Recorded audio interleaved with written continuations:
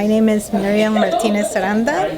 Currently, I am a postdoc at UC Davis, but an incoming professor at UC Irvine.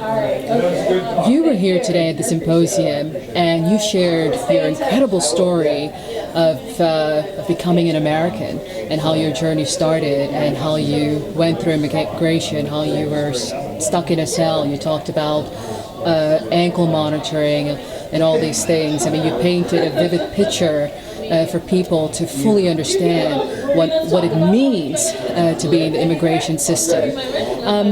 What do you hope people take away from your talk today? That's a great question. So the main focus of my talk and my research actually is that we need to understand that these people are human, right? That they need to be treated with dignity when they come into America. People are escaping already situations that are very traumatizing, right? Are escaping violence, they are escaping suffocating poverty. And all they want is an opportunity, right, to be able to have a better life for themselves and their families. And also, I think this is very important, is the abolition, right, of immigration detention and the abolition of surveillance technology that currently ICE is deploying in immigrant communities, right, with the ankle monitor, which was the main part of my talk, like how they're giving these shackles to people to monitor them. And by giving them that, they are creating fear in immigrant communities because at any moment, immigration, they are tracking them, and at any moment they can show up and deport people and grab people and just destroy families in general. Exactly. It was very poignant hearing you talk about the little boy who can go in the water because if his father's ankle monitor got wet, he would be deported or he would get in big trouble. So now, what do you recommend? What is the solution based on your studies and what you've uncovered? What would you recommend to policymakers? I appreciate that question because actually there is historical precedent of programs that existed before September 11, right? So September 11 was a crucial point for us, right, in America, because we saw a lot of surveillance increasing. ICE it was created before ICE didn't exist.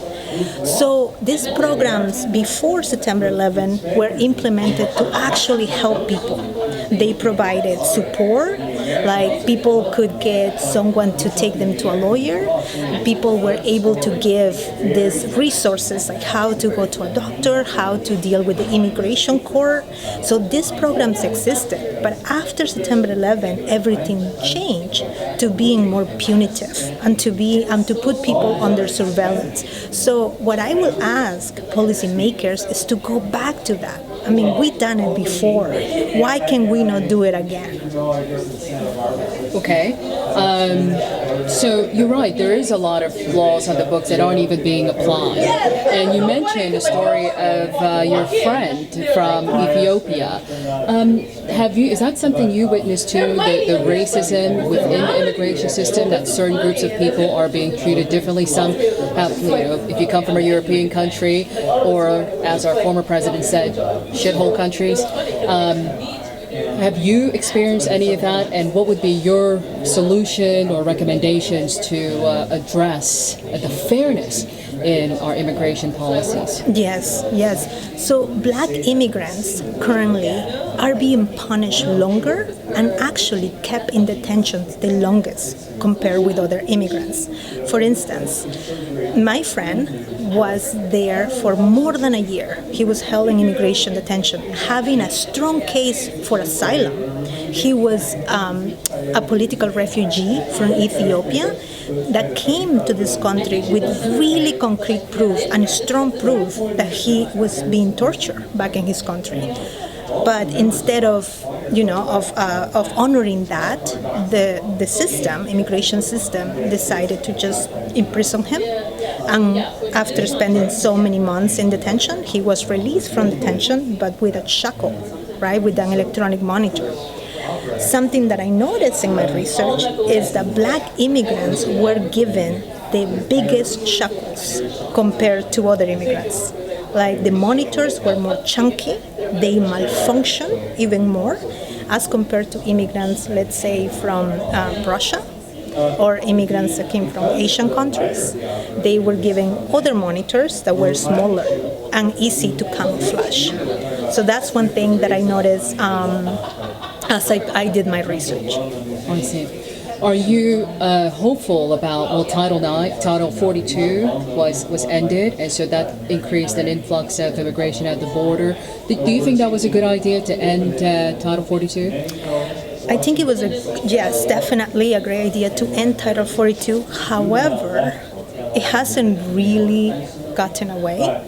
I mean, the border is still being restricted, right? Right now, the current administration, the Biden administration, is still expelling people without their due process, right? You have many families showing up at the border with really concrete, strong cases, and they are not really given the chance, right, to prove that they can be here in America.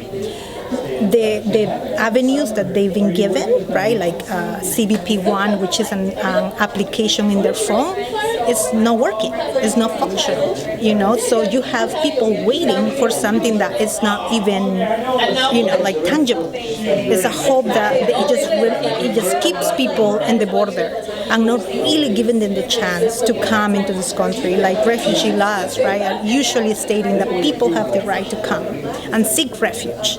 But that's not really happening. Yeah. Any advice you have for new immigrants that are seeking their American dream? Any hope that you have for them? Any word of advice that you could give them that they could hold on to?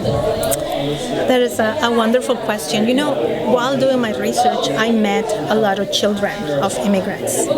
Kids, as small as Matias, who was 8-year-old, that I mentioned him in my talk.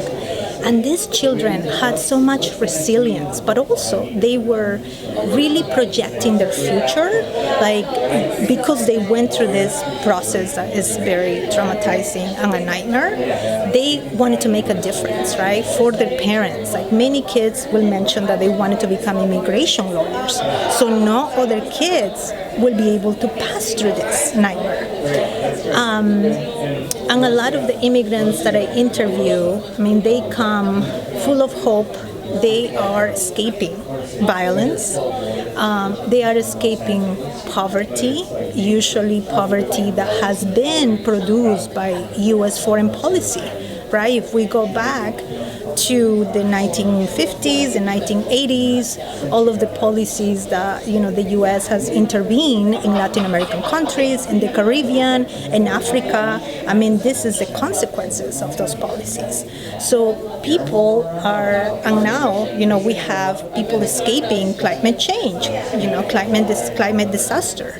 So it's just compounded, right? But people here, they're coming with hopes to provide not only a better future for themselves and their children, but also for safety, right? Yeah, and they should hold on to that. They should keep pursuing it because better days are ahead, would you not say? Yes, definitely. Final question. So, California, where you're from, where you live, boasts that they have some of the best Mexican food. Is that true? Since now you're visiting Washington, D.C., have you had any Mexican food? Oh my goodness, that's a great question. So it's ours better.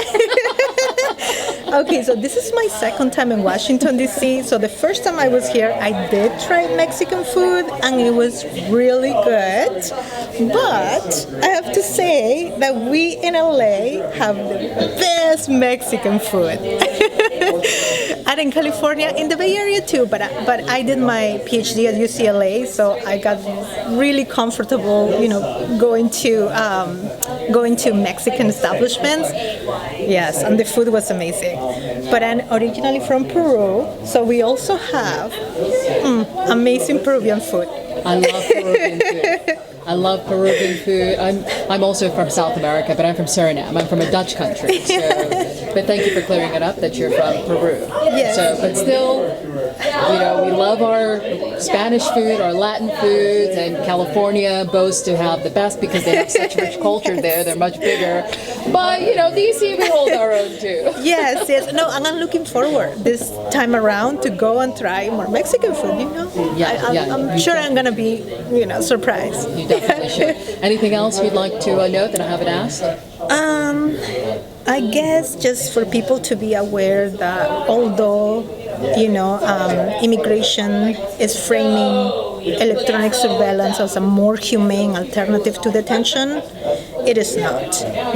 It creates new problems. It traumatizes people a different way. And people that are shackled, or even now with the application that it has facial recognition, and now they are using this new watch for tracking people, it's the same. It's just changing one prism for another, right? It's continuing to